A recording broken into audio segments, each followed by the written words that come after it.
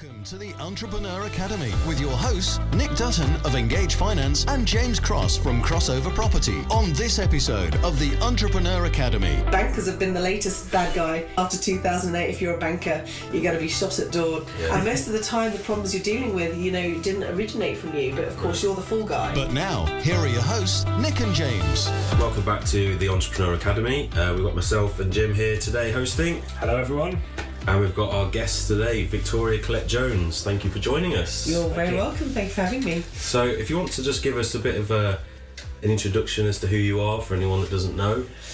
Gosh, where do I start? So basically my main career has been as a dentist for the last 20 years. But in 2016 I came across Bitcoin, and at the time I was running my own business. And because I'd started that particular business in December 2007, especially in the early days of my career with a very capital-intensive business, I then ran into the financial crisis. So, anyone who's started their own business knows that, you're not going to make a profit in the early days. And also, with something like a dental practice, there's a lot of investment in terms of the equipment, the materials, and trying to encourage patient marketing, trying to encourage patients to come in. So, there's a huge investment for doing something like that. So, I started off with some savings, started my business in December 2007, and then 9 months later, when my savings were depleted and I needed a loan from the bank, no bank on the planet was lending money to anybody. It was very inconvenient, and I never anticipated in a million years that I would ever be in that situation. And actually, I think it's very unfortunate, because I don't think anyone would have anticipated being, in the whole of the last century. That was exceptionally bad timing. However, I'm a great believer in things working out for the best, because I'd say that the one thing it did for me was it really made me look into why that situation happened. Because, whenever I come up in a situation in my life where something's gone wrong or didn't go the way that I planned, I want to understand it so that it never happens again. And so this really prompted me to look really deeply into, what was going on in the financial system, why I couldn't get a loan from the bank. I was in a situation where I was having to go to the bank going, but I can't afford it, I don't have any money. And the woman behind the counter just kind of shrugs and you just kind of go, computer says no. I know. It's just like, what do you do? And of course there are some people who that's their daily life. You hear on the news, where people want to access payday loans and they can only get a loan for 300%. You just go, how do these people survive? But at the same time, you're hearing stories about Donald Trump saying we need negative interest rates, which basically mean that, the US is going to be paid to borrow money. It's just like, that's where the real inequality is in society. People are really championing, we need to tax the wealthy. It's like, the wealthy don't pay any tax. No, that's what they want to be. Because they make sure that they're massively in debt, so they don't pay tax, and they're also getting access to much lower interest rates that the average person doesn't have access to. I mean, only recently, I think Lloyds has just announced that if you have an overdraft with them, it's now 39%. I lived on my overdraft for the first 10 years of my career. Because especially when you're first starting out, it's expensive, getting a roof over your head. Everyone wants to jump on the property market rather than be renting, because they feel that that's the thing that you have to do. And then you have to furnish it and decorate it or fix it, and then you have to feed yourself. It's extremely expensive to be a person in Western society these days. And for people to kind of get a start, they are relying on credit. And my parents used to say when I was growing up that they brought us up on credit cards. Now, there's a whole other conversation you could talk about on that mentality, but for some people that is their reality. It's what credit they have access to, which just helps them run their lives even before they start a business. So things like interest rates are such a critical thing these days, and no one talks about it. You see it on the news, it's just like, we need to tax the wealthy more. It's like, guys, think about who's paying the highest interest. Exactly, what planet? This is not where the inequality is. But of course, this is why this subject fascinates me so much because I didn't get it straight away. I became a dentist. I wasn't taught much about business, and so in order to run my own, and I hadn't been taught much about business in my family either. I mean, none of my family had run their own business. Okay. They all had normal jobs, and so when I became a dentist, and then I wanted to run my own business, they were like, why can't you just be a normal dentist? And I was like, no, you don't get it. So did you always want to have your business? I didn't always want to have my own business. I started off just wanting to be a dentist, thinking that would be a nice life. Yeah. But the problem is, you start training to become a dentist, and you go into dentistry imagining that you're going to be in this really glamorous career. Yeah. And the reality is it's not glamorous at all. More often than not, especially in the early days of your career, you're dealing with people who've got very significant problems, many of whom don't even brush their teeth. I mean, nice. That didn't even occur to me, when I decided to go into dentistry. So, when you're 15, 16, deciding what you're going to do as a career, you have this vision of what it will be like, and then reality hits home. Yeah. So, I was getting a touch of reality as a dental student because, of course, you're treating the local population in the dental hospital. But I was still very lucky because I trained in London, so I got a very good education. And I was taught to do the best possible dentistry that it was possible to do. But then, of course, I qualified, and as a young dentist, the first place that you're expected to work is the NHS. Now, the thing is, the NHS is, this is a really unpopular thing to say, and people are probably going to shoot me down, but I've held this opinion all my life. It's totally dysfunctional system. And so, what I couldn't get over when I first started working in the NHS is like, this is crazy. I've been taught to do all these amazing things, but as a dental student, in the towards the end of my career where we were treating patients, you'd have a whole morning to see 2 patients and do a filling on each of them. But the moment you started working on the NHS, you were expected to do 3 fillings in an hour. Yeah. Now I know that, okay, you've got the help of a dental nurse and hopefully a well-organised system, but the thing is, for some people it can take them 20 minutes to go numb. So if on the NHS all you've got is 20 minutes to do a filling and the anaesthetic doesn't work, you have to find ways to kind of you've got to find ways to kind of mix and match the situation. And also the other thing a lot of people don't realise, that from a business perspective, is the NHS is effectively a monopoly. It's got a fantastic brand that everyone's been led to believe in, but actually in a free market system, it's very difficult to compete with monopolies. So if you want to do something outside of the NHS system, it's much more expensive to compete. A lot of people don't understand why private dentistry is so much more expensive than NHS dentistry. But of course, part of the problem with the NHS dentistry is how it's funded behind the scenes. So eventually, when I set myself up as a private dentist, what I was up against is, there are then certain regulations, like you have to have how to deal with medical emergencies training every year. Now, in an NHS practice, the government will fund that. But in a private practice, when I was running it on my own, I have to pay for it myself. I could go to the NHS organisation who was organising it, but as a private practice, they'd charge me £1,000 to do it. Even though I was a small business, and I'm just like, hello. And the thing is, you can't tell the patients that directly because it sounds petty. It's just like, when they come to you going, why are you so much more expensive? It's just like, I can't explain that to you in 5 minutes. It just is. Right, expenses out. If this is what you want, this is what it costs. I'm sorry, it's nothing I can do about it. But, behind the scenes, it's much more complicated than that. And so what happens is you have this really dysfunctional system that gets more and more dysfunctional because very fewer and fewer people can escape from it. It's just a circle, isn't it? Yeah, exactly. Now, it's easier for the dentist to escape because it's less emotive. I mean, people are less likely to die from dental problems than they are medical problems.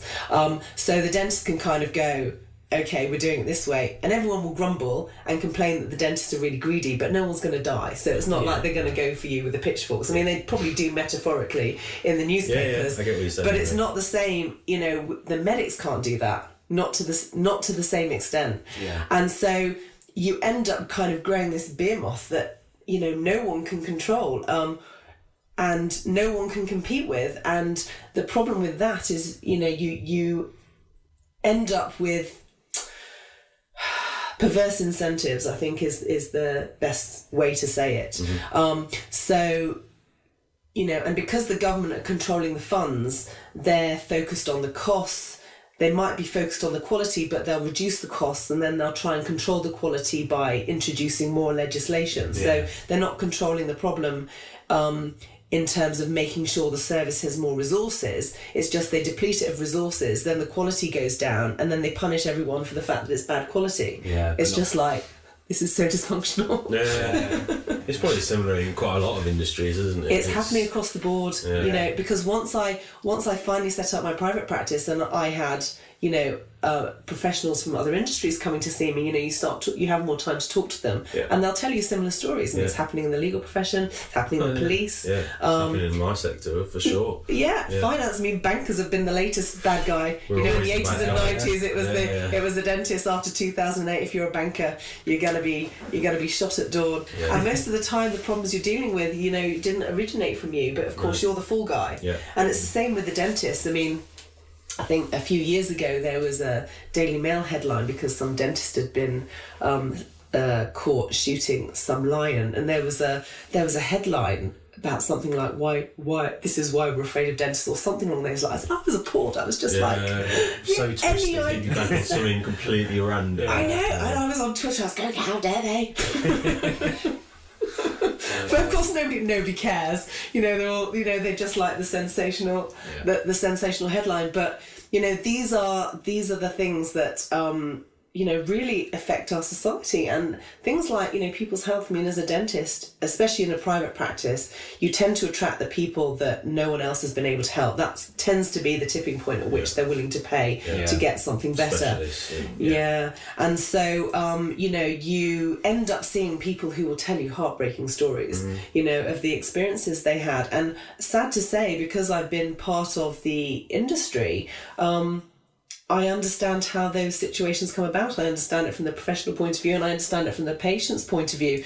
And it breaks my heart, because I know a big part of the problem is the system. And so for me, I just didn't want that on my shoulders. You know, no matter what it cost me, I just wanted to be out of that environment so that I give people what I felt they needed. And you know, I couldn't do it as a charity. You know, I didn't come from a wealthy family with, you know, mass, you know, so in order to provide that service, I had to charge my patients, and fortunately I was able to keep that balance going enough that I was able to support myself. But even as a private dentist charging 10 times as much as the NHS dentist, I was probably earning less than they were. So it was a really you know, because I couldn't make the profit, and so, you know, it was just so costly on every single level. But I did it because I wanted to escape the dysfunction of the NHS system in order to provide my patients with the best service that I could. But of course, then in the process of becoming a business owner, I started to understand the dysfunction in the financial system. You learned a lot of new things that you didn't realise when you were just a dentist. Absolutely. A business owner on top. Absolutely. You know, and the thing is, when you're an associate, it's so, as an associate dentist working for someone else, it's so easy to criticise, and it's kind of go, I can't believe they're doing that. It's only when you try to run it yourself. So, you know, in my early 30s, in my arrogance, I was kind of like, right, no one can get it right. It's time for me to do it right. But of course, you know, in your efforts to try and do it right, you realise what all these other businesses are up against. And so I kind of learnt the hard way. Not only that, right in the midst of the financial crisis, but you know, just add to it. Exactly. But they say that any poison that you come across, if it doesn't kill you, it makes you stronger. And oh boy, did it make me stronger. I've learnt so much as a result of going through that process. I do not regret it at all. How was it jumping from just being a dentist to having a business? Because it's similar for me, that, you know, I was a banker, which you do the banking, but actually running your own business is completely different. Oh, absolutely. Running accounts, a team, or whatever. Well, it's you know, it's like a massive juggler. You know, you suddenly got these 10 balls in the air that you've got to keep balanced. And also as a dentist, you know, just being a dentist itself is a pretty stressful job. You know, you've got high-speed instruments on a moving target.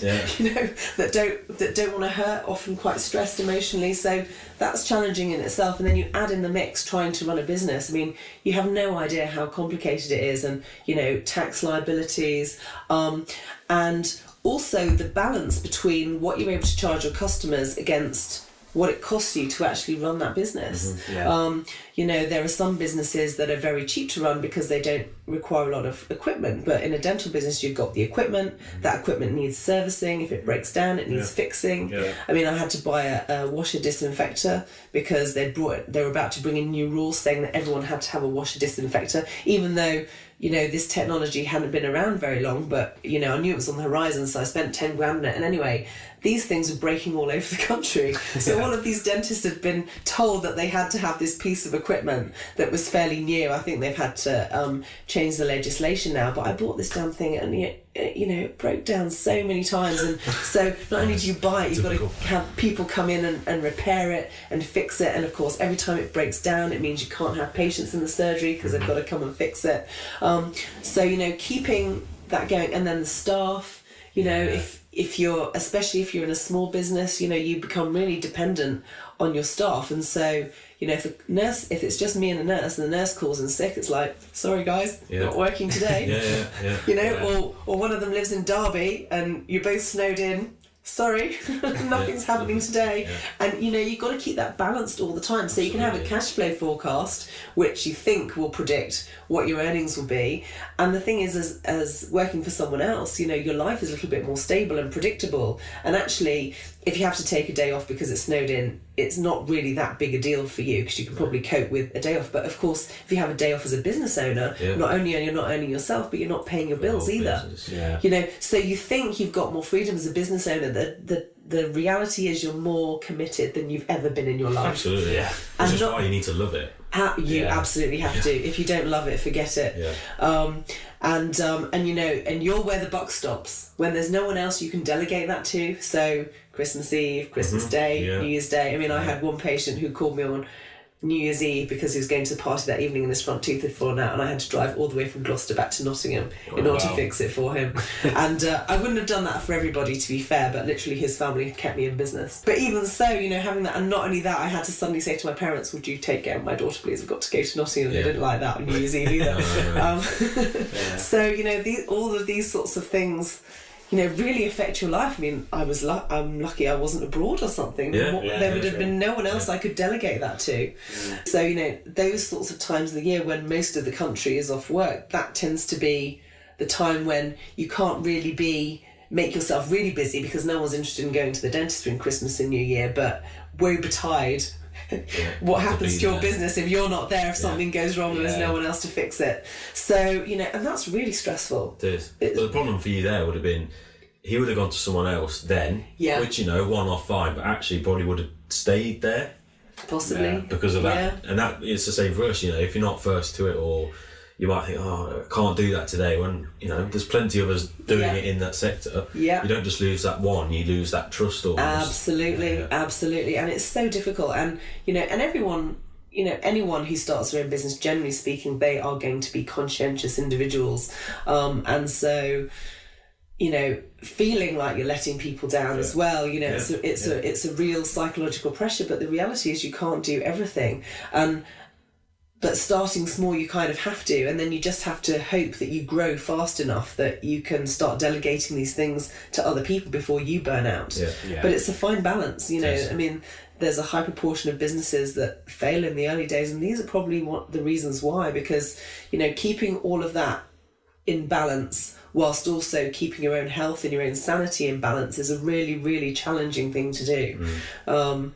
You know, and I know people who straight out of the gate, you know, straight out of qualifying from university, their first ambition was to open their own practice, and some of them did, but I think I certainly gained a lot from working for 10 years for other people, because you learn a lot from watching other people's mistakes, because it doesn't matter how competent you are, everyone's going to make mistakes somewhere along the line. And I think there's someone very famous who said the man who never made a mistake never made anything. So you know, it's part of life. And in fact, I hate the word mistake. I like the word learning opportunity. All these learning opportunities. And in fact, if we didn't have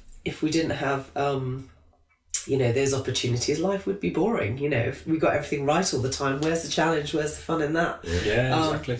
So, you know, I think being a business person or being an entrepreneur is all about that willingness to kind of go for it. And if you do make a mistake, be humble, say sorry, do what you can to make it right. And often, you know, by doing that, you will build a relationship more than if you kind of go, don't know what to do.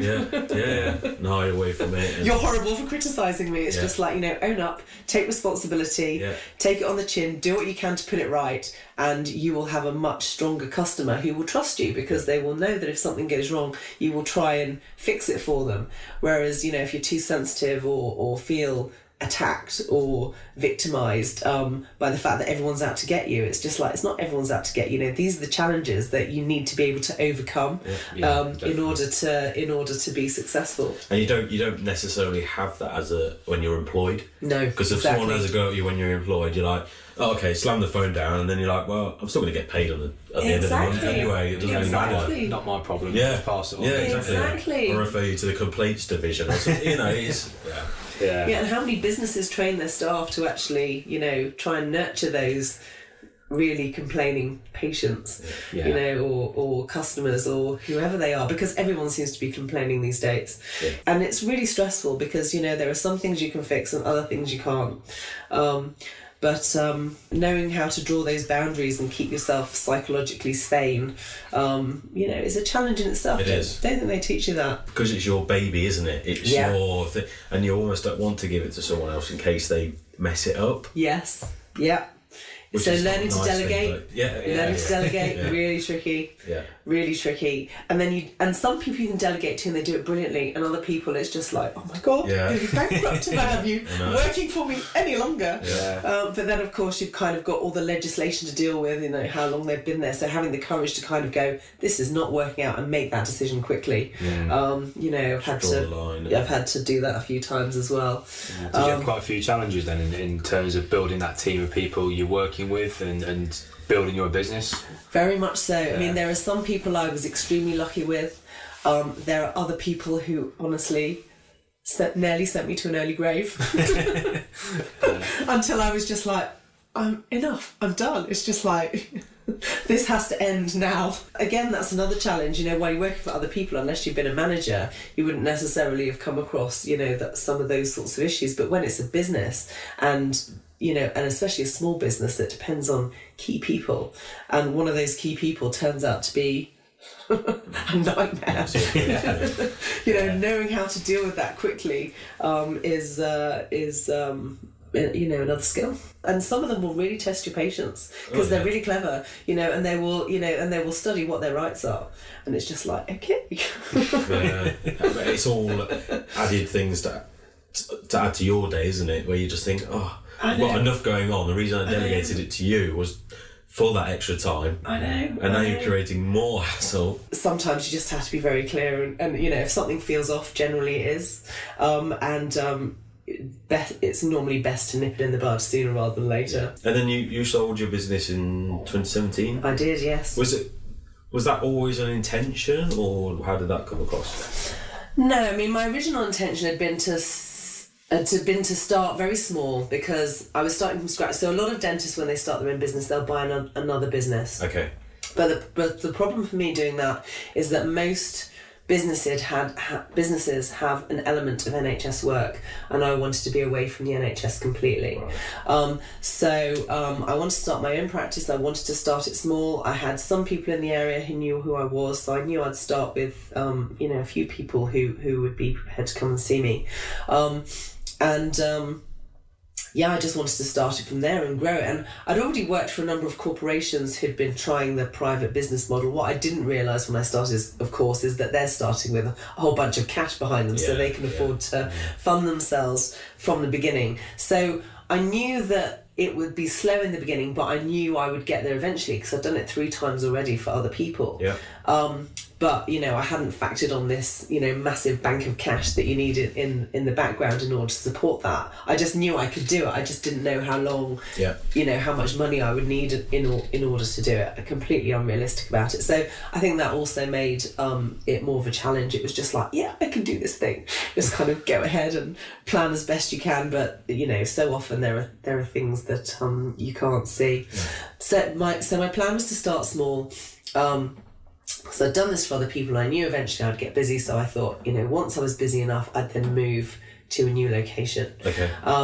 And so that was always the plan, but actually, because of the financial crisis, and of course the financial crisis made it harder, whereas if I'd been able to kind of gain momentum in a situation where things weren't quite so challenging, I probably wouldn't have got so burnt out.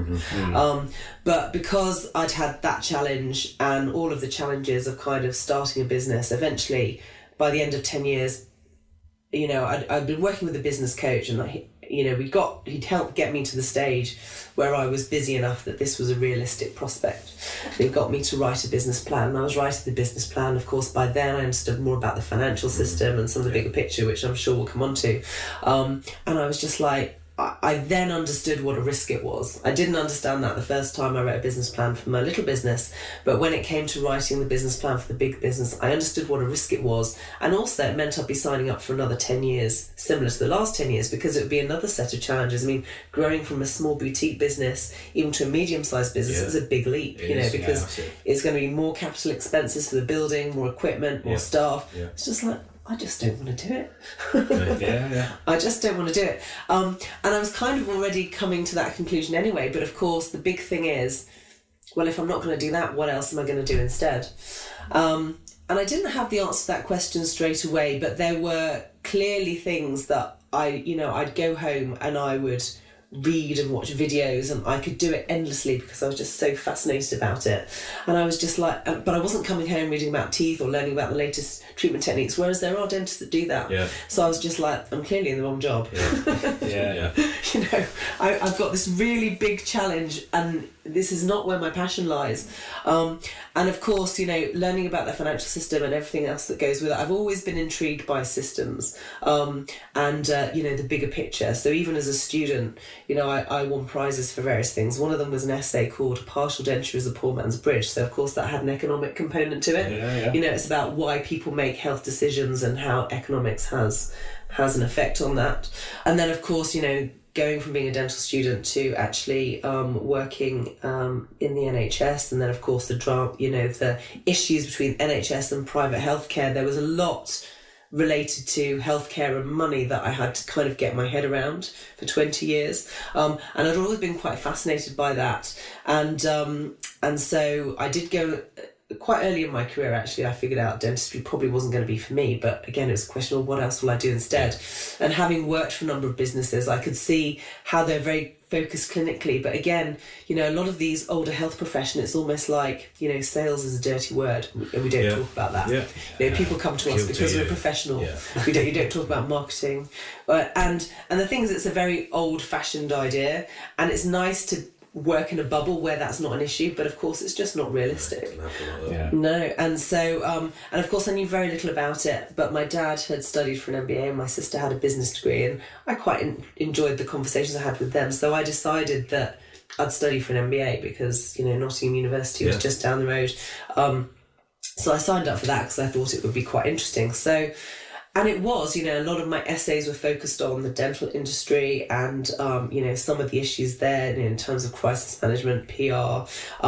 Economics was really interesting. It was one of the economics lectures when they were explaining about monopolies that I had my aha moment. I was like, the NHS is a monopoly. I get it. But no one explains that to you in dental school. But for me, I was just like, oh my God. And then, of course, they start talking about the supply and demand curve and how if you reduce prices, it increases demand, and of course that means it has to follow with supply. So then you start to realise, why the NHS is just kind of growing exponentially, because they've artificially suppressed prices for so long, that exponentially increases the demand. So, I mean, I don't know what the percentages are, but, a good proportion of the population works for the NHS nowadays in hospitals and staff and cleaning and the management, everything that goes with it. I mean, it's a monster.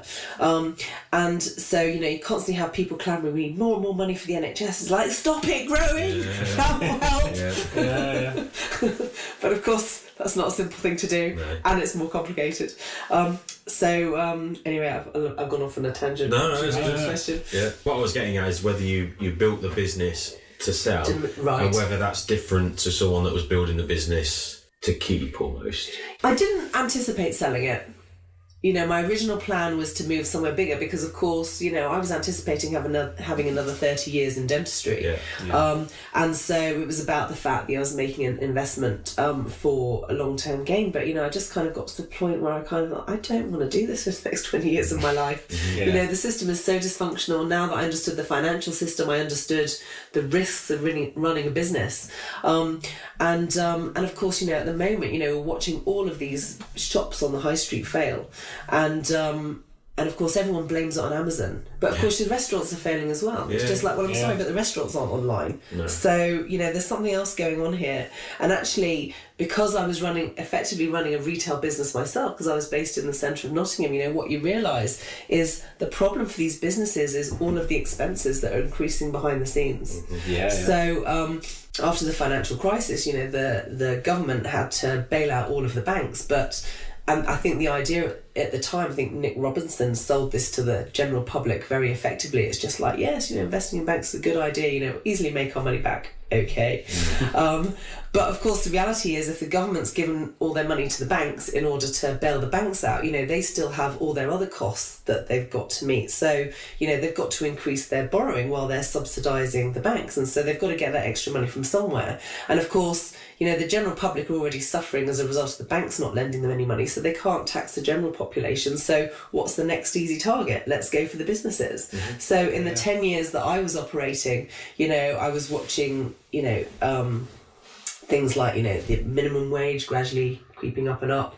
Then of course, them insisting that all businesses now, even small businesses, every single business had to pay their staff pensions. Now, don't get me wrong, I think there's nothing wrong with supporting my staff, but, when the only options for giving your staff a pension is the stock market, I'm sorry, especially when you understand the financial system, it's like, I'll buy them a gold coin or a Bitcoin, but why the stock market?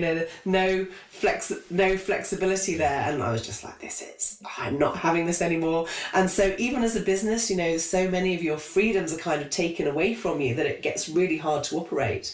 And of course, when I was looking to move locations, I was looking for new venues around Nottingham city centre. What you realise is they'll advertise the price for the rent. But then someone had to point out for me, but your rates are going to be half as much again. I was like, half as much again? You start doing the business plan. You kind of think, okay, I can just about go to that rent, and then they kind of go, but you got to pay rates as well. I was like, are you kidding me? No wonder all of these shops are struggling. It's ridiculous.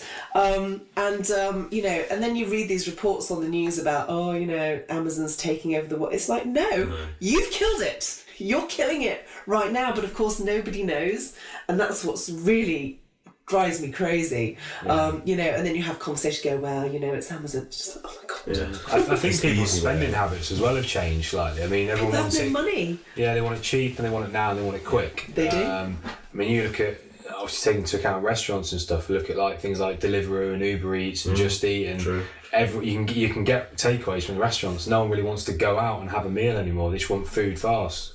Well, the thing is, even if you do, because I grew up with going to nice restaurants, so I still like going occasionally. I went to one recently, and quite a nice restaurant, and by the end of the day, by the end of the evening, the bill was £70, but the meat was overcooked. The accompaniment was burnt underneath it, but you only saw that once you cut into it and started eating it. And it was just like, it's expensive anyway, and then when you do pay that money, often the quality is really poor. So it's a double whammy, and of course I've seen it working in the NHS, because of course, like I said earlier, the quality is going down, and the government's way of fixing that is to introduce new laws in order to try and keep the quality up. But all that means is that you're squeezing the service providers from both ends, which is extremely stressful. And then everyone worries why everyone's got mental health problems these days. I mean, it's hardly surprising. The pressure that they're under, it's unbelievable.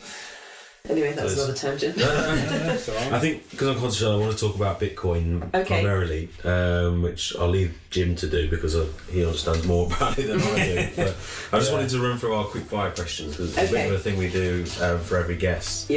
So I'll put you on the spot and just try and answer as quickly as possible. Okay. The Entrepreneur Academy Quickfire Questions. So question one, what's something people seem to misunderstand about you?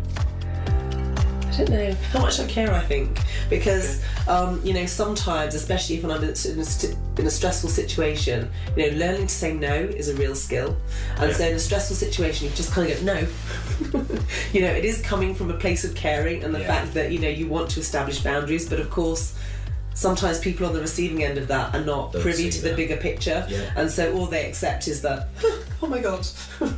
So I think anyone in that kind of position, if they're too harsh, often it's because they've got so many other things going on. If someone approaches them at the wrong moment and they got the wrong reaction, they can then see that as part of their personality or how they're seeing them, but actually it's not about them at all. It's purely about the amount of pressure that they're under. I think a lot of people can relate to that. And of course, if that's all someone ever sees of you, you can end up with this reputation or persona of being a nightmare. I mean, there was one place that I worked and this new dentist started, and before she met me, everyone had told her about me and told her that I was a complete nightmare, and she was just kind of nodding her head, and then of course she met me in the staff room a little bit scared, and actually we completely hit it off, which she thought was really funny. But of course a lot of these younger girls who'd kind of just been on the back of it, no, that was their impression of me, and even now that's how they still see me. And we laugh about it. I mean, it's quite nice, but it's quite nice we became friends, so she kind of gave me that perspective, so we think it's really funny. But of course for the young kids who've been on the receiving end of that, it's not funny at all. They find it quite distressing, and actually they will cope with that by being gossipy or vengeful, which ultimately doesn't do them any favours. But it's really hard for them to understand because they've not been in that position. Question 2: what do you think makes someone an entrepreneur? Very diverse skill set. You need to be a pretty good all-rounder, I think, to cope with all the challenges. I think if you're someone who's just really exceptional at a particular skill, you're better off working for someone else. But the trouble, of course, is they become so successful they feel like they're being exploited, so they want to do it on their own. But of course, then the problem is if they don't have the business skills as well, they can then find themselves in a situation that might not be as preferable. If you have a very talented skill set, I think your best bet is to find the best possible environment to be in and let someone else deal with all of the other stuff. It's pretty rare to find someone who's good at that and can do all of the other stuff as well, really exceptionally. But deep down, other than that, it's the passion for it. The ones I know of who are extremely skilled and have gone on to run their own business, they've managed their own business, but the way in which they keep it going is because they just live and breathe it. So and that's often how they compensate. But that can be quite stressful to yourself as an individual and also to your family. It's really hard to be good at everything, and not many people are, which is why if you can put a team together of people who can compensate for your weaknesses and and you can find a compatible team, that's the ideal. Because it's really, really hard to achieve great success on your own. So much of it is about the team members you have around you and the people who can help and support you. Question 3: give your 18-year-old self one piece of advice. Go back to plan B. Nobody knows for sure what the right decision is, and actually the decision evolves because you make decisions that aren't quite right. Sometimes you don't know what you want until you experience what you don't want. So I think the trick is to just, follow your passion, whatever's inspiring you right now, do it as well as you can to the best of your ability. And when you decide you don't want to do it anymore, don't feel any shame in saying, I want to change direction. There's nothing wrong with that. If something else is firing your interest, then follow that, because that energy will keep you going through the difficulties. And, there's no perfect situation. Every situation in life has its advantages and its disadvantages, but at least if you're doing something you're passionate about, that will support you and keep you going through the hard times. 100%. Whereas if you're doing something you're not passionate about, it will be doubly hard. One word to describe your personal self and then your business self. Are you different in them, or? Not really, because I like to feel I have integrity. And I think, integrity is about the fact that you make good decisions in your personal life and your business life. And also the thing about dentistry as well is it is a caring profession. I suppose, I don't know, although you do have to be, I suppose you have more permission to be black and white about things in a business environment, whereas in a personal environment, you have to, there are larger things to consider. Yeah. Because in a business environment, if someone decides they don't want to come back and see you as your client anymore, that's fine. But in your personal life, you've got long-standing relationships, and so it's harder to be very direct sometimes. You have to be more diplomatic, whereas in a business environment, if you're making critical decisions that other people's well-being depends on, it's just like, I'm going to say now, I don't care if I offend you. Yeah. Whereas in your personal life, it's just like, I really don't think you should do it that way. Okay. As a general rule, I would say I try and be more diplomatic in my personal life than my business life. Whereas in my business life, it's very kind of like, it is. I've learned enough now, because if you don't make the hard decisions when you need to make the hard decisions, it'll bite you later. Yeah. So just do it now, do it quick, be done with it. Yeah. If you could change, we sort of touched on this, but if you could change one thing about your business sector, about the sector you're in, what would it be? I know we've touched on the NHS. But... Going back to my business and deciding that I was going to sell it, and of course then realising I had another 20 years in my career, it's like, okay, what am I going to do next? So towards the end of my business, once I'd understood the problems with the financial system, also in the process of running the business, what you don't realise before you actually start running a business is that the card machine you go around and pay on all the time, isn't taking the payment from your credit card and putting it straight in your bank account. There's an intermediary that owns that credit card machine. And so basically, if that's the only way you've got of taking payments, if anything happens to that intermediary, you're stuffed. Yeah. So, so there were times when, I'd be in the middle of treating a patient or, some complicated procedure, and the nurse come up and go, oh, the card machine's broken. So the person who just left wasn't able to pay. And I'm just like, oh my God. And of course, especially in the early days, that would have had would have huge effects on my cash flow. Because in the early days, there were days where if something had gone wrong with the treatment that I was doing for a particular patient, so that I wasn't able to take a payment that day, I would have been bankrupt the following week. So, when things are that close, that something like the card machine not working is debatable. Now, when you're more established, you've got more of a cushion, so it's not so much of an issue. But of course, young businesses are going to come across these problems all the time. So the card machine breaking was an issue. Also, there were times when there were issues with online banking. So you'd see it in the news. It's just like, oh, no one's got their pay slips today because there's an issue with online banking. So, but it affected the businesses as well, because that card machine is accepting the payment from you, and then the intermediary is putting it in your bank account.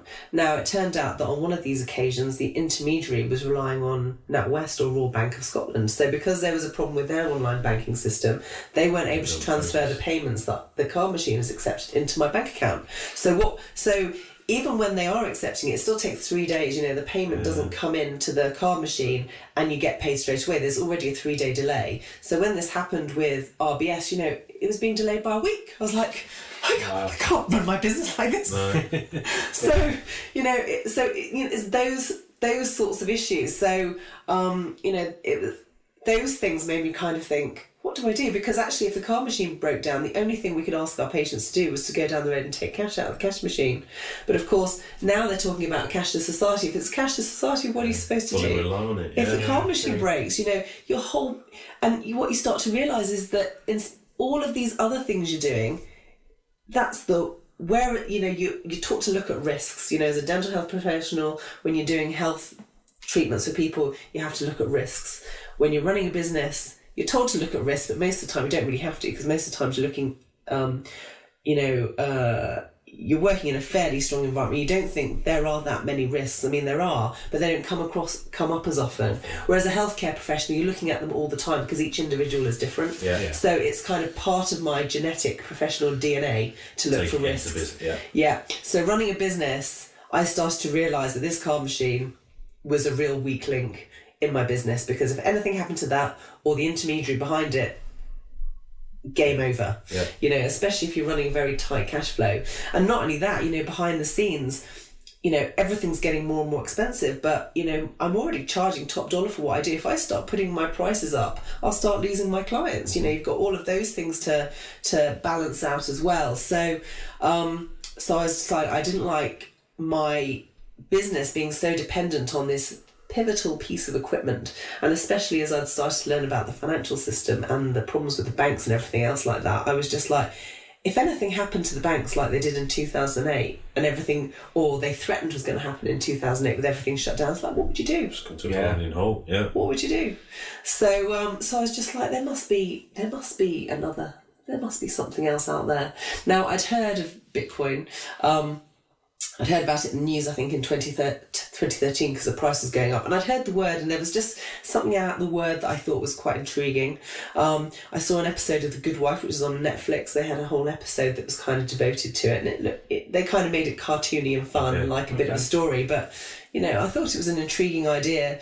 So I kind of heard about it, so I knew that there was this other alternative way of making payments. But of course, while the banking system still worked, there's no strong motivator to move into that system. So I knew there was an alternative, but I didn't really understand it. So so part of what I learned about the financial system, you know, I started to learn about money. So I was having a conversation with my sister once I started to understand Bitcoin. I said to her, you know, what do you think gives our money value, Charlotte? And she was just like, well, our pound notes represent the amount of gold in the bank. And I was like, no, it doesn't. But of course, you know, people still think that. You know, one of the surveys that I've mentioned in my book, 29% of Americans were recently surveyed in this particular survey, and they still believe that their money was based on a gold standard. 29%. Wow. You know, because most people are not taught about what money is and how it works. So then, of course, the question becomes, well, you know, what is money then? And it's just like, okay, well, look at the banknote, and, you know, on the banknote, you know, a £20 note, it says that I promise to pay the bearer on demand £20. It's like, okay, £20 of what? Now, of course, the thing is, we've all been convinced that these pieces of paper are worth £20 because it used to be the case that these pieces of paper represented an amount of gold in the bank. But there was a point in history where that link no longer applied, because what we don't realise is that in order for those pieces of paper to represent an amount of gold in the bank, someone needed to be securing that certificate. So, you know, and for 50 years of late 1800s, you know, the whole of Europe was operating on a gold standard, and they'd kind of been conditioned to believe that, you know, these notes they were swapping was secure and based against the gold that was being held in the bank. So they'd kind of been lulled into this false sense of security. And it actually changed with the outbreak of First World War. Normally, if war breaks out and you're operating on a gold standard, the only way you've got to increase the way of paying for these things is to tax the citizens more. And of course there was going to be an outcry, and of course the conflict was getting worse and worse and more expensive. Some bright spark said, well, let's just change the rules a little bit, because no one will notice. No. And funnily enough, no one did. You know, they've been used to it. You know, most people had died since they've been used to that. And so most people are like, yeah, the people at the top know what we're doing, we'll just let that slide. And of course, you know, once you do that, you're just on a slippery slope. And so, it was the First World War that caused it. And of course, you know, then of course you slip into the Great Depression. So what happened is, after the war, you know, they created all these extra notes based on less and less gold. And so once the war was over, people wanted to get back onto the gold standard so we could go back to normal. But of course, if you did that, you'd immediately cause deflation. And they didn't want that. So, you know, so Keynes steps in and goes, I have a bright idea. How about we create aggregate demand? If we get everyone spending, then that'll get people working again, because they'll be creating more demand. And so, all the people who owned the gold and didn't want deflation went, excellent idea, let's go for that plan. So, you know, and so then it began. And so we've created a whole new industry of people who use figures and numbers in order to manage the economy. And the problem with it is it does work for a while. And you get a number of benefits when you create what's called a fiat currency, or a currency by decree, because, you know, what's been stable and has led people to believe that there's value in the economy, you can keep that myth going for quite a while, and get a lot of benefit out of it. And so as a result, NHS was created, welfare services were created, because you need a way to persuade the general masses to go along with it. So if they just kind of said, well, it'll cause deflation. I mean, the people who've got no money don't care about that. They actually want deflation so they can afford to buy more stuff. Yeah. But, if you want the people who are rich to not have deflation, you need to kind of go, well, we're going to do it this way. And I'm really sorry, guys. I know you want things to be cheaper, but we're not going to do it that way. But how about we give you health services and we'll give you a pension, will that make it better for you? And the population go, yay, because they have no understanding. Of what's actually going on. And so what happens for 100 years is, these services balloon. People love free stuff, so they want more and more free stuff. But of course, behind the scenes, everything's creaking because it can't sustain it. And because, you've created these monopolies and you've suppressed the price, so you've increased demand as the supply and demand curve illustrates, and people wonder why these, we've always had this service, we need to protect the NHS, it's amazing, but it's getting bigger and it's getting more expensive and no one knows how to handle it, and the politicians don't have to say no, the professionals no longer have the ability to say no because they're trapped in a system that they have no control over, and everyone wonders why the world's falling apart. And it all comes down to the way in which our money operates. Now the thing is, this is not the first time in history that fiat currencies have been invented. Other civilizations have. Rome, this was the reason why Rome collapsed, because, they started off with gold coins, but of course, they established a certain level of society. They're not conquering as many lands anymore, but they want to preserve their lifestyles in the city. So Nero starts clipping coins to kind of keep all of their benefits going. But, as they do that, and then they start to mix it with different metals. So they start to dilute the value of the currency. And of course, this is what led to the collapse of Rome. It's often how many empires end. So, you start off by getting all of these benefits from the fiat currencies, but eventually it gets to the stage where there's a crisis and you can't fix it anymore. And actually, if you look back in history, the financial crisis we've had, whether it's the 1987 crash, Japan's lost decade, the world finally came off the gold standard when Richard Nixon took the US dollar off the gold standard in 1971. Up until then, things had kind of had a lid on them to a certain extent, because all currencies, they'd agreed at Bretton Woods that all currencies would be tied to the US dollar. But when the US dollar came off the gold standard, debt's just gone. And the thing is, people think property's a great investment, and I have to explain to my friends it's not that property's a great investment, it's because the money is bad. Because when the money is bad and saving your money doesn't preserve your wealth, you need something else that's a fixed asset. So especially over the last 40 years, that's why property prices have gone up so much. So, so everyone's kind of been conditioned to believe that, property is the best investment, which it has been for the last 40 years. But, it's like the shoe shine boy just before the Great Depression. Once everyone figures out that that's the best investment to be in, you're at the top of a bubble. And, it's only a matter of time because there's no one left. It's like a Ponzi scheme. There's no one left at the bottom of the pyramid to buy into the top. It's been saturated. And not only that, we've got these new builds springing up everywhere that are often poor quality, much smaller than houses that used to be built. And people are still buying them like mad, and they don't want just one house, they want 2, 3, 4, because it's an equivalent pension fund. It's better than the stock. It's performed better than the stock market. But what you have to understand, it's not because the house is more valuable, it's because there's a problem with the money. And so, so what happens with that kind of stuff? You have people who talk about world debt. I mean, world debt's now at 244 trillion, which is just a staggering amount of money.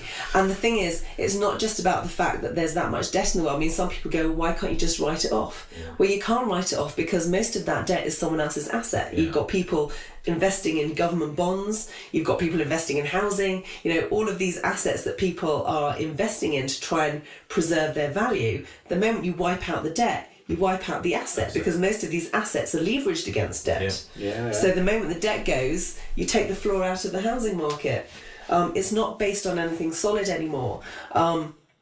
So, what normally happens towards the end of these cycles is that the money loses its value and you kick into hyperinflation. And so this is what a lot of these governments are pretty worried about, because, well, they maintain they're not worried about it because they've managed to keep a lid on it for so long and they believe they can keep doing it. But ultimately what's happening behind the scenes is, the money is losing so much value, it's not worth anything anymore. I mean, I think in the last 10 years, government debt's gone from 37 trillion to 65 trillion. Now, if our money is essentially debt, it means the money that we're using in our businesses to buy and sell with each other is constantly losing its value, but that's not apparent to the people who are using it in their business. Yeah. So what it means is, these pieces of paper and these numbers that we use are essentially fraudulent. And the trouble is when you're using fraudulent numbers to make agreements and to make business transactions with people, you create moral hazards because, people are using unequal knowledge in order to make those transactions, which is really hazardous for society. You start making really poor decisions and you have people motivated to work in industries that know how to manipulate numbers rather than industries that are actually providing valuable services for people or vital products. So it creates these distortions in society, and not only that, but the general public have no idea why that's happening, which is very distressing, and it's a very insecure place to be. If you're familiar with Maslow's hierarchy of needs, the most basic layer is your physiological needs, but the next layer is safety, and people really need their finances to feel safe. Yeah. Anyone who doesn't have that, if the floor's suddenly taken out of your finances, if you've saved money all your life thinking that you're doing the right thing and then it's destroyed from hyperinflation, can you imagine how that's going to leave someone feeling? Yeah. Doesn't matter how well you've been able to manipulate the numbers, the average person on the street who doesn't understand it is going to be devastated by that. So it's a crisis. There's a crisis building and it's going to happen. The only problem is we don't know when. Yeah. And so in these sorts of situations when this has happened before, and it's happened in other countries, even in modern times, you've got Venezuela, Zimbabwe, a lot of these countries we hear about, but we've not really looked at it. We don't really look at it closely. We hear rumours of it, but we don't know. What happens is, their currency... I mean, Venezuela used to be one of the most wealthy countries on the planet, same with Argentina. And the reason why they ended up destroyed is because their countries went into hyperinflation. Now, the West has managed to kind of maintain their position and their authority because they've managed to kind of control the system the best. And of course, America until 1971 was on the gold standard. But if you look at a chart of US debt now, it's just a hockey stick. It's just it's reaching for the skies. So at some point the whole thing's going to break down. Now, when countries slip into hyperinflation, and this happened in Weimar Germany. So Weimar Germany. Because they were given such a heavy bill after the First World War, because they were blamed for the war, one of the reasons they went into hyperinflation is because they started to print their own money in order to pay for the bills, so pay their bills. So what happened is, their currency went into hockey stick and the value of gold just skyrocketed because the only form of sound money we've had up until this time, people have always reverted to gold because that's what holds its value. And up until 2009, that's the best form of money we've ever had, which is why currencies have tended to revert to that. And there are still many people who argue that when this crisis unfolds, and there are a lot of people talking about it now, gold is the place to be because it's been money for 3,000 years, and that's where it's going to run to. Yeah. Now, as a business person who understands the financial system, I can tell you now, I don't want to accept gold coins in my business. It's extremely inconvenient. Apart from anything else, you've got to prove that it's proper gold. There's a lot of talk about tungsten bars that are gold plated. So there's a lot of it's still issues with fraud even if you're using gold. You've then got to find time to take it to a bank. You've then got to rely on the bank to certify it properly and not run off with your money, as they've already proved that they will do. So gold has its limits. I mean, it might have been the best thing that we ever had up until now. But for a modern society, step backwards, isn't it? It is. There's no way businesses are going to move forward by transacting with gold currency. So what else is there? So this is what so I'd heard about Bitcoin, and once I understood why gold was valuable, I was just like, okay, well, gold's not going to work in reality, so what else is there? And then when I investigated Bitcoin, I realised it'd been programmed with the economic properties of gold. So it's like a digital solution, but with the economic properties of gold, because the software is set up in such a way that only 21 million of them will ever be created. Okay. Yeah. But unlike a gold coin, they can be divided I think it's 100 million Satoshis in a single Bitcoin. So, because one of the arguments with the gold standard is, it concentrates wealth too much because people can't share it. So in the Middle Ages, for example, rather than transacting with notes, they'd often have tokens, which would be equivalent to gold, and different shops would have different types of tokens and that kind of thing. But with Bitcoin, you don't have that problem. You've got a limit because only 21 million of them will be created. But once you divide them down, there's more than enough to supply the planet. So, of course, on the face of it, 21 million doesn't sound like that much for the global population. But when you realise how many they can divide into. So, so one Bitcoin at the moment is 100 million Satoshis. So, imagine when one Satoshi is worth $1 and you've got one Bitcoin, you're 100 millionaire, multi-millionaire. I suppose with Bitcoin, I mean, obviously people over especially the last 2 years when there was a lot of talk about it in the news and various different things and people trying to, because it was on the rise massively and people were trying to get into it. And from my understanding, obviously, what we're talking about as a currency in a way and form of payment, whereas a lot of people who don't know about it probably think of it as an investment. What's your views on a currency versus investment? Do you think it's both, or is it because it is quite volatile? Yes, it is, and there are a lot of people who talk about this, and they talk about the fact that there are various stages that money goes through in order to become money. And I think first of all you have to demonstrate that it can be used to pay for something. So the first time that happened, I think, was in 2010 when someone's swapped some Bitcoin for someone to order them a pizza. So that was known as the first Bitcoin transaction. Then it becomes a store of value, which people have started, now that people are understanding that it's a digital form of sound money. So that's why people are investing in it. And so of course the next thing is making it a unit of account, which is when it's being used by businesses in order to manage their finances. Now it is very speculative because it's been around 10 years and you have to realise the technology is still developing and there may well still be flaws in it. However, I think it's worth talking about it because the fact that it's been around for 10 years is suggesting, how strong it is. I think in the first few years it was easy to dismiss, but now as it's gaining in strength, people are starting to take it more seriously. But the technology is still developing. There are still issues about whether or not it can scale and take further transactions, and people are working very hard on developing that technology. But at the moment what happens is, there are these phases where it kind of goes to a parabolic peak, then it seems to crash, and then it goes to another parabolic peak, because what you notice is that when it crashes, its low point tends to be just above or slightly below the previous peak.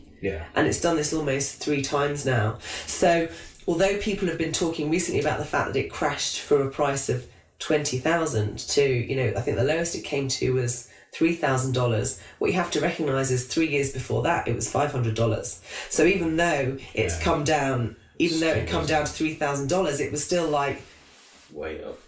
20 times as much as it had been 3 years before. So, and actually that previous parabolic peak in December 2018, that only occurred for about a month. So anyone who bought it before, November 2017 is effectively still in profit, because if you average it out, it's just long-term trajectory is just gradually up and up and up, because actually the value of the network increases the more people use it. So I think in the short term it's unlikely that it's going to be a form of currency, but the reason why I'm interested in it is because when I was running my own business, I understood the problems with the financial system and how fragile it is. At the time, I hadn't thought about selling my business. I was still in the process where I was thinking of growing it and moving it to a new location. But what I realised was, if if the country were suddenly to start kicking into hyperinflation, and we're already seeing the early stages of it, people are noticing prices creeping up in the shops, the quality of things going down, like I was explaining in the restaurants, you're paying top dollar for some of these meals and they're not always very nice. So, we are in the early stages. You can see we've been in the early stages for a long time. What happens is, these things creep up on you gradually and then they change very suddenly. And so what happens is, something that costs $10 one day will be $100 the next week. And this is why people's savings get eliminated, because they can't buy the same things they could for the same amount of money they could the week before. So I started introducing it as a payment method in my business not because I expected people to suddenly come in and want to start paying Bitcoin, but because I wanted to educate my clients about it and get them to start thinking about it.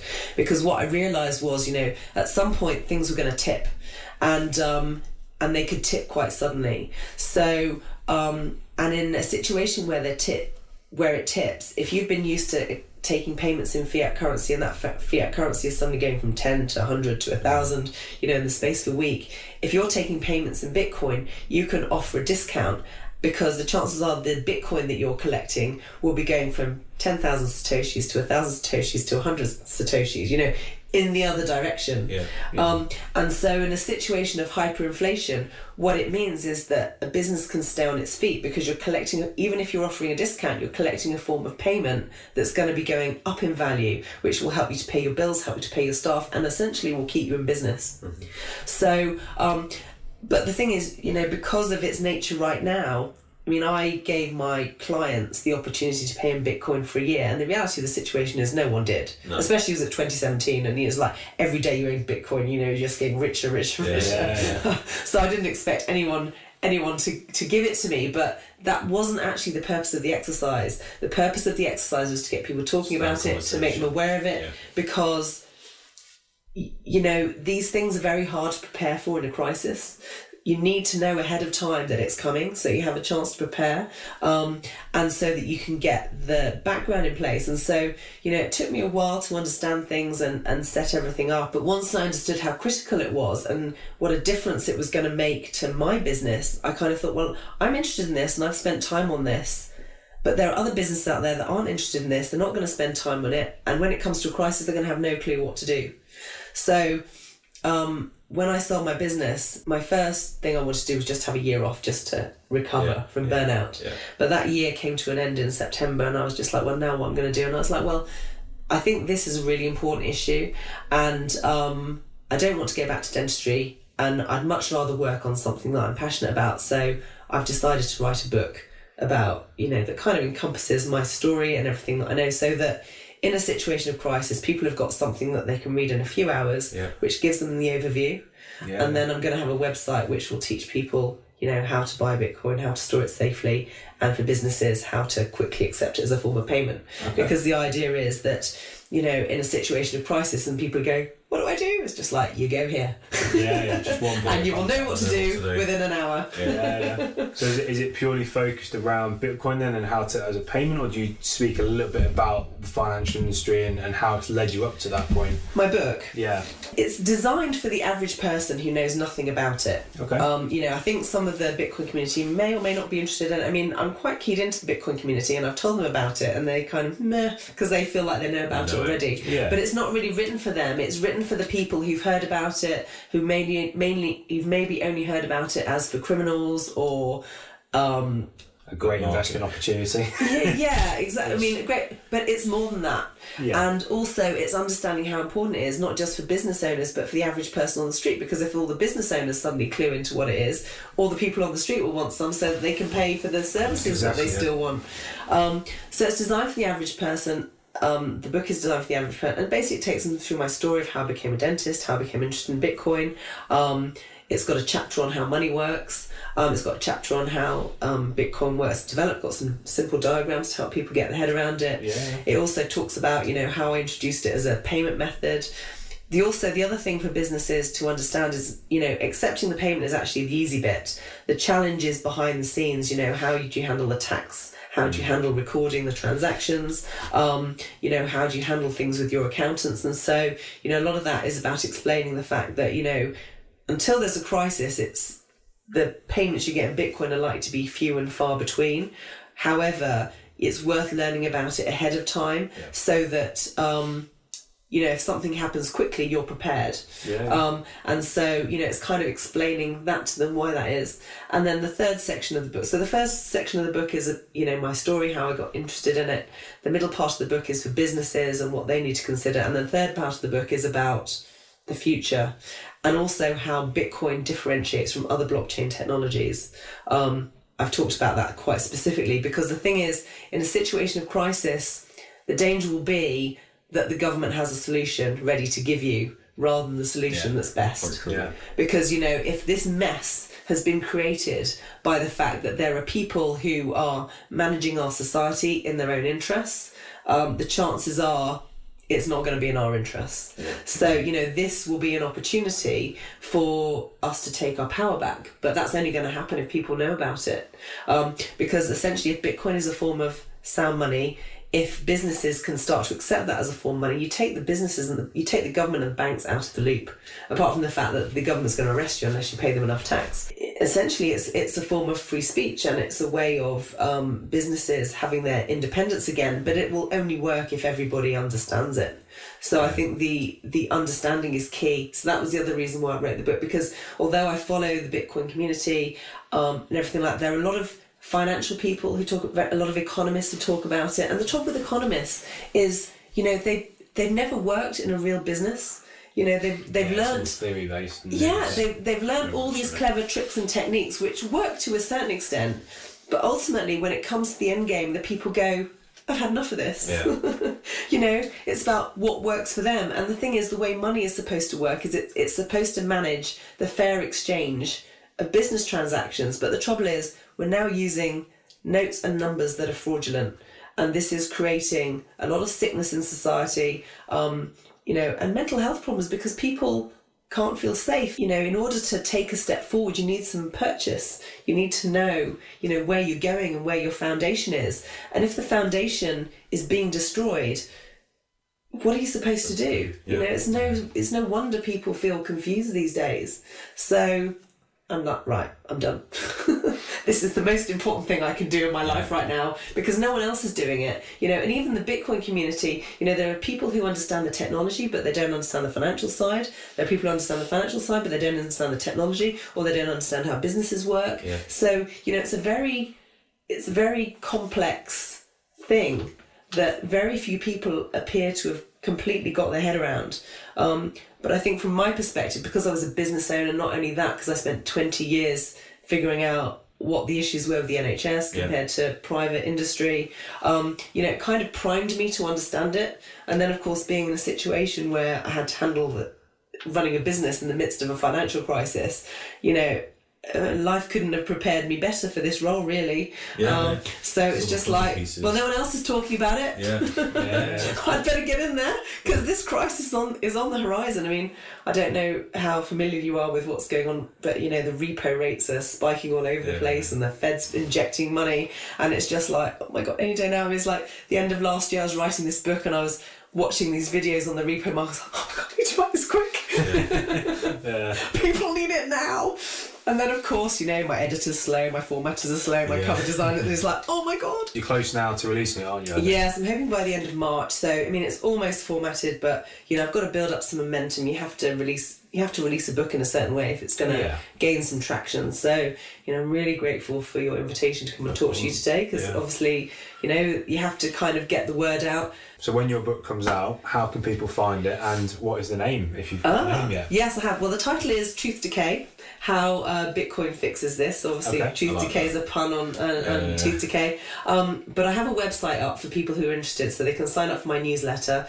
You have to be really careful with email newsletters these days, though. Unless you agree to subscribe with the emails they send you, you're not allowed to send the further email letters. If you do sign up for the email letter, you must click I agree, otherwise I can't send you anything else. It's satoshispage.com or howbitcoinfixesthis.com or truthdecay.howbitcoinfixesthis.com. So I've got various website titles, so you should be able to find it. But satoshispage.com or howbitcoinfixesthis.com will take you there. So there's a website which talks about the book. It's got a picture of the cover and a summary. And if you sign up for my newsletter, people who sign up for my newsletter, as soon as it's launched, if they keep an eye on it, I'll be releasing it for free for a couple of days, so people will be able to download it on their Kindle. Brilliant.